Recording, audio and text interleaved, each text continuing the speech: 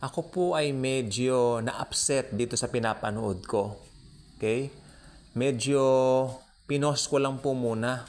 Okay? P-A-U-S-E. Kumbaga parang, yes, mamaya ko na lang po itutuloy. Ito po ay isang palabas na a-hunting kung tawagin, no? May mga episodes.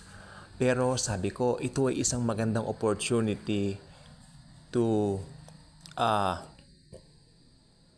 give, or should I say, to give the people an idea kung ano ang dapat gawin sa mga demonic spirits. Okay. Kasi ganito po ang nangyari. Meron pong isang lalaki dito na ini-interview. Siya po ang bida. Actually, hindi ko po alam ang pangalan, no? Siya po ang bida dito. Kanya pong dinidetalye yung kanyang pinagdaanan noong 1974, which was how many years ago? Almost 50 years ago, ano po, no? At noon daw, siyempre, dala ng kabataan po niya, siya po ay na-involve sa occult. Tumawag siya ng mga spirits and all that. Meron siyang librong binili, pinurchase niya itong librong ito. Mula doon, siya po ay sinundan po niya yung mga instructions kung paano po tumawag ng mga spirits. Pero sa kasamaang palad, masamang espiritu yung natawag niya. Actually, lahat po naman ng matatawag doon, mga demonyo, mga diablo. At dito po ako na-upset. Siyempre, nung tinotorment na po yung family niya ng demonyo, mga diablo, siya po ay parang tawag po rito, nade-depress na siya, hindi niya alam kung saan siya lalapit. Tapos lumapit po siya sa isang local minister, sa isang church, no? Institutional church, whatsoever. Pero ganun pa man, ang maganda rin sa nilapitan niya, naniniwala yun sa Panginoong Hesukristo. Dito ako na-upset sa isang eksena. Na-upset talaga ako. Kwinento niya, agad-agad siyang pumasok doon sa office ng minister. Good morning naman siya, pinaupo siyang ganon. Tapos, kwinento niya yung kanyang experience. Mga demonic na yung mga demonic entities na raw yung mga lumalabas sa kanila at nananakit na raw po itong mga diablo. Take note, ang matututunan po natin dito sa hunting, nananakit po ang mga diablo. Tandaan po nyo, nananakit po sila. Okay?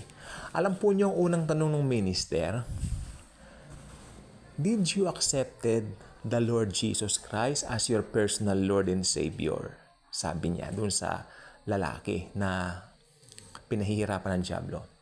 Alam po ninyo ang sabi ng lalaki dun sa minister, you're not listening to me. Sabi niya, ang sabi ko, inaatake na kami ng mga diablo. Tapos, mag-preach ka pa sa akin. Sabi niya gano'n. Tapos, nilayasan niya yung minister. Alam mo sabi ng minister sa lalaki, I will pray for you. Tapos, ang ginawa nitong tinotorment ng diablo, pumunta siya sa iba't ibang mga churches, mga ministers, at pare-pareho ang sinasabi sa kanya. At ang sabi niya sa interview, lahat sila pare-pareho ang sinasabi, did you accepted Jesus Christ as your Lord and Savior?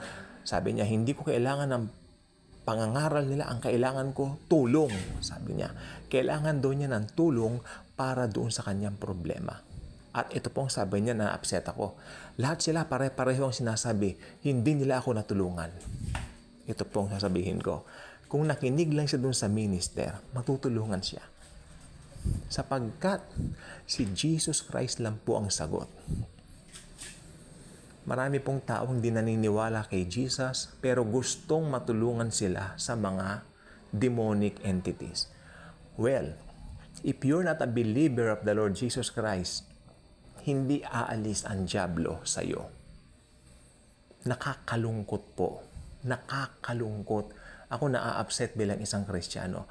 Parang pinalalabas nila na parang pag naririnig ang Jesus Christ, parang preaching, parang ganon. No, napaka-importante po nun. Alam po ba ninyo, ang pinaka-importante na pwedeng makuha ng tao sa mundo ay ang kaligtasan ng kaluluwa. Second lang po yung mga pangangailangan natin dito sa mundo. At itong taong ito, itong lalaking ito, ang kanya pong hinahanap, yung matulungan siya doon sa mga demonic entities. At ang masaklap ang sabi niya, lahat sila pare-parehong sinasabi, hindi nila ako natulungan. Nakaka-upset. Kung ikaw ay believer, maa-upset po kayo. Pero intindihin na lang po natin, unbelievers po ang mga yan. Okay? Tapos kung sila po ay nagsasagawa na po ng mga ritual para matanggal daw yung mga entities, ang tinatawag nila Saint Michael, kung ano-ano mga, no. Only the name of Jesus has the power to remove or to abolish evil entities and the devils in your house or in your lives. Diyan po tayo ngayon tututok. Si Jesus po ang kailangan ng lahat ng tao. Nakakatawa na nakakalungkot na gustong-gusto nila na matulungan sila. Pero yung tanging makakatulong sa kanila, tinatanggihan nila. Sino yun? Si Jesus Christ. Parang allergic sila doon sa salitang, tinanggap mo na ba ang Panginoong Jesus? Did you already receive Jesus as your personal Lord and Savior? Alam po ba ninyo, pag yan, ay sasabihin mo sa mga taong hindi mananampalataya, para silang nangangati, para silang may alerhiya, para silang may allergy. Allergic sila dyan. Alam niyo po ba ang tanging makakatulong dito sa taong ito na pinapanood ko po ngayon? Sa hunting ay ang Panginoong Hesukristo lang. Masyado akong na-upset nung sabihin niya. Lahat sila pare-parehong sinasabi, did you accept Jesus Christ? And then, ganun-ganun, blah, blah, blah. Hindi ko kailangan ang kanilang preachings. I just want them to help me. Paano nila siya tutulungan? Ayaw naman yan tumanggap sa Panginoong Jesus. Hindi aalis yung mga dyablo kung hindi tinatanggap nung mismong humihingi ng tulong ang Panginoong Hesukristo. Nakakatawa pero nakakalungkot, nakaka-upset. Ganyan ang mga unbelievers po. So, akin lang pong i-share. Malamang marami po kayong kilalang ganyan na sa personal kilala nyo. Inyo pong ipagdiinan si Jesus Christ. Okay? Si Jesus Christ po, hindi po siya parang gagawin ninyong katatawanan. Nakakalungkot na ginagawa nilang katatawanan ng Panginoon kung masasaya sila. Pero kung sila po inaatake na ng kapwa-demonyo nila, yes, I should say kapwa-demonyo nila, sapagkat hindi naman sila tumanggap kay Jesus. Lahat na hindi pa tumanggap kay Jesus, alipin ng dyablo, anak ng dyablo. Ngayon parang pinapahirapan sila, mga entities yan, di ba? Si Jesus Christ lang po ang tanging kasagutan dyan. Jesus is the answer. Jesus alone saves.